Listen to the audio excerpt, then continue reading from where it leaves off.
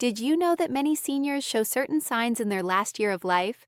It's a question that can weigh heavily on the minds of families and older adults alike, especially as we grow older and start to notice changes in ourselves or loved ones. You know, as we hit our 70s and beyond, it's those quiet changes that sneak up on us, the ones that make you pause and think about the road ahead. For families across the U.S., from the bustling streets of New York to the sunny suburbs of California, watching a loved one navigate this can feel both heartbreaking and oddly familiar. I'm Dr. Amara, and after 2 decades helping folks just like you through these moments, I've seen how tuning into these signals can turn uncertainty into something more tender, more connected. Today, we're walking through 7 of those telltale signs that often show up in a senior's final year.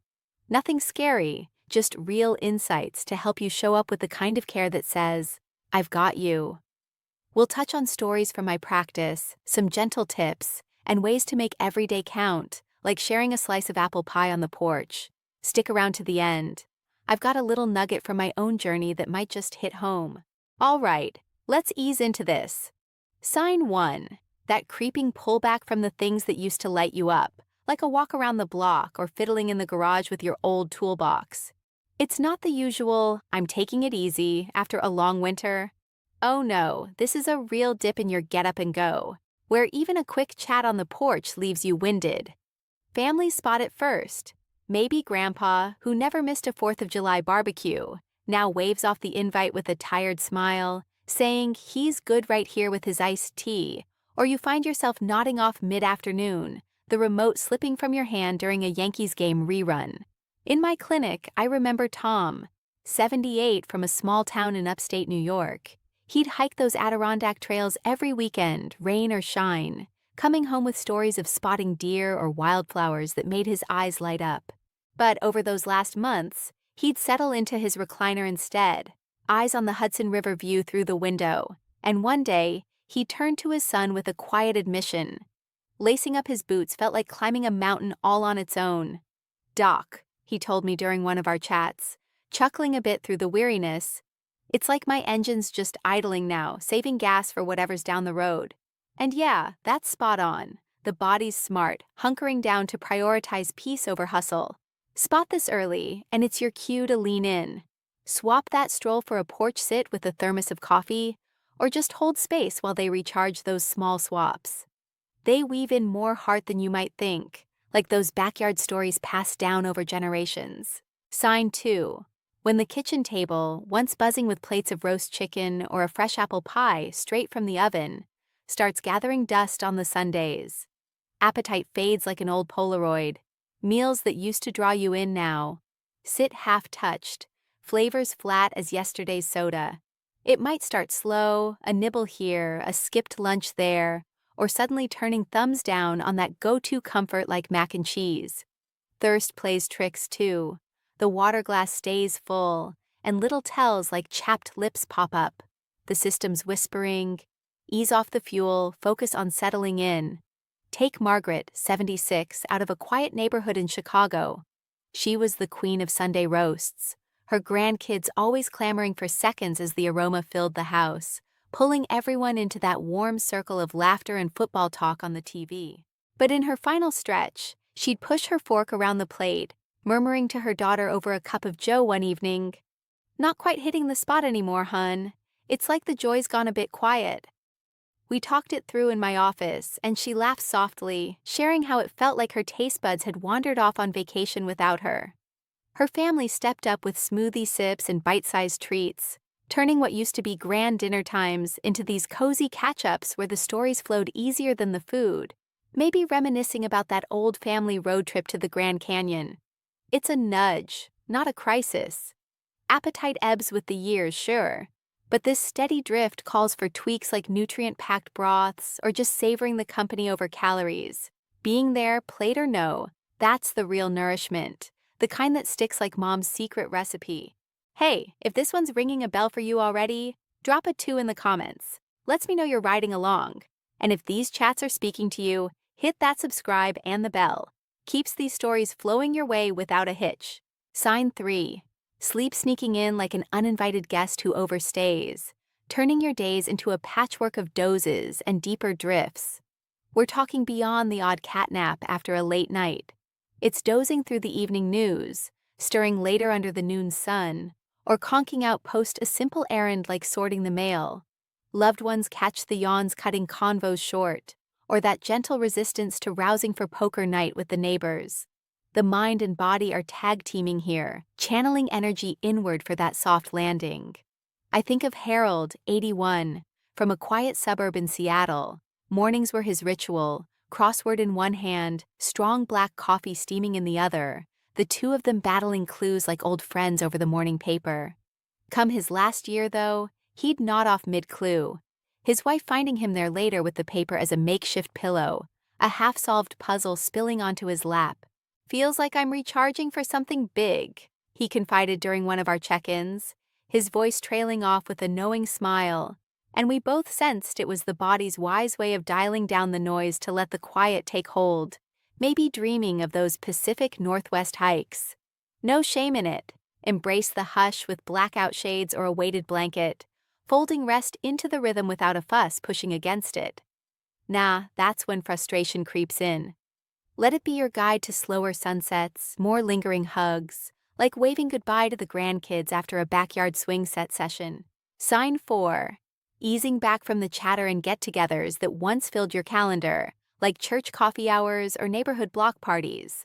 It's a soft fade-out, declining that call to catch up or lingering on the edges of family yarns at the Thanksgiving table, content in the hum without jumping in.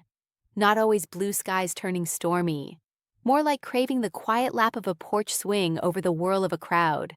Overwhelm hits easier now, with echoes or laughter feeling a tad too sharp.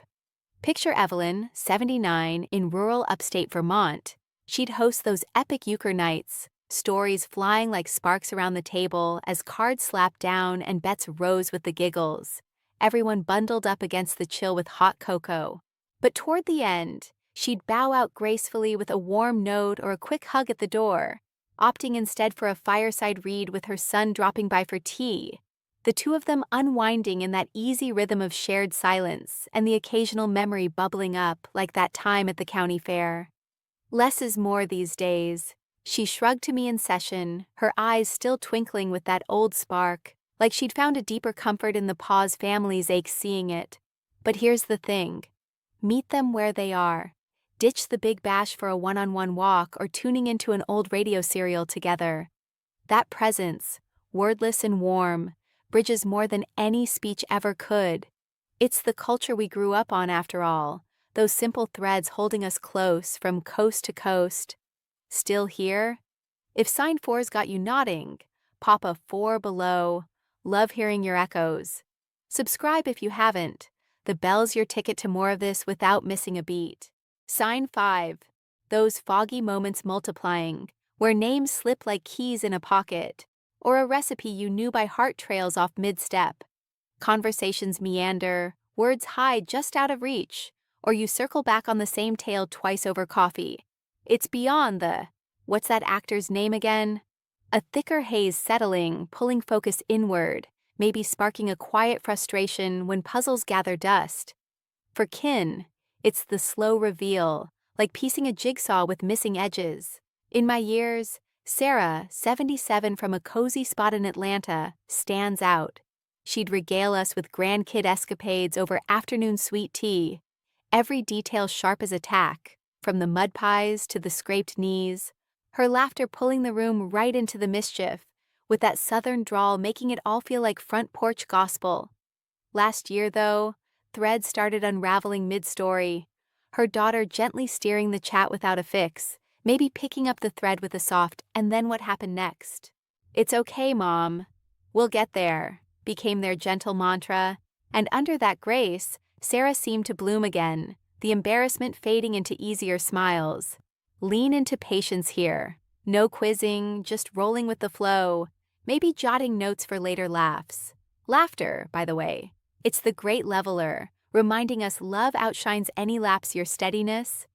That's the anchor they lean on, come what may, like a family recipe book passed down through the holidays. Sign 6. Moods shifting like Midwest winds. One day reflective sighs over photo albums, the next a spark of old mischief, or tears welling at a familiar tune on the radio, maybe an old Patsy Cline ballad. The steady cheer might mellow into thoughtful pauses, irritability flickering over trifles, or a newfound hush wrapping around like a quilt from Grandma's hope chest. No rhyme always, just the heart sorting its shelves. Some chase sunsets with fresh gratitude, others wrestle shadows from yesteryear. I recall Walter, 80, in a cozy spot outside Boston, joker to his core, always ribbing at Thanksgiving with that quick wit that had the table in stitches, his grandkids hanging on every punchline, the turkey steaming in the middle. In his closing chapter, he softened around the edges, his voice cracking just a touch over a shared memory during dessert. Yet there he'd be the next moment, beaming at the grandkids' chaos with a softer glow. "Life's a good ride, eh, Doc?"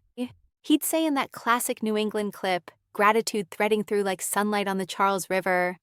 These ebbs and flows, they're the soul's quiet housekeeping your role, steady harbor, ear open, no map needed. Share a chuckle over shared quirks, or just sit through the storm. It's in those unscripted bits that bonds deepen, healing what words can't touch, like a heartfelt toast at the family reunion. If 6 has you reflecting too, comment 6 down there. Your stories fuel me. And subscribe, bell on. Let's keep these talks coming your way. Sign 7. Breaths coming a touch shallower, like whispers in a still room. Pauses between words, a soft sigh after rising, or propping up with pillows for that easier draw. Restlessness might tag along, shifting for comfort, or a subtle puffiness in the mornings. It's the body's fine-tuning, easing into rhythm over strain. Folks mention it offhand. Air feels thicker today, or catching a wheeze on the stairs they used to bound. From my chair, I see it in folks like Irene, 82, Texas-born but transplanted to a Florida retirement community. She'd perch by the open window with a fan whispering nearby, breaths measured as she recounted garden tales to her boy, the words coming slow but steady, laced with that drawl that made every story feel like home. Maybe tossing in a yarn about her old honky-tonk days. "Just catching my wind, sugar," she'd quip with a wink. But we both knew it was the prelude to a deeper rest, her hand finding his for that quiet anchor. Tune in without alarm, a cool cloth, elevated feet, or that hand squeeze during a ramble. These tweaks craft sanctuaries, echoing the down-home care we all crave. Simple, steadfast, full of heart, like a Southern belle's hospitality. There we have it. Those 7 whispers life's last year hands us. From the slowdowns to the softer breaths. Maybe one's tugged at you already, or sparked a memory of a parent or pal at the family lake house. Thing is, these aren't portents to dread. They're invitations to cherish, to wrap arms around what's real right now. In my practice, from East Coast to West, I've learned spotting them lets us pivot to presence. Fewer fixes, more feels. That final year, it's yours to shape with grace, whether in the heartland or on the coasts.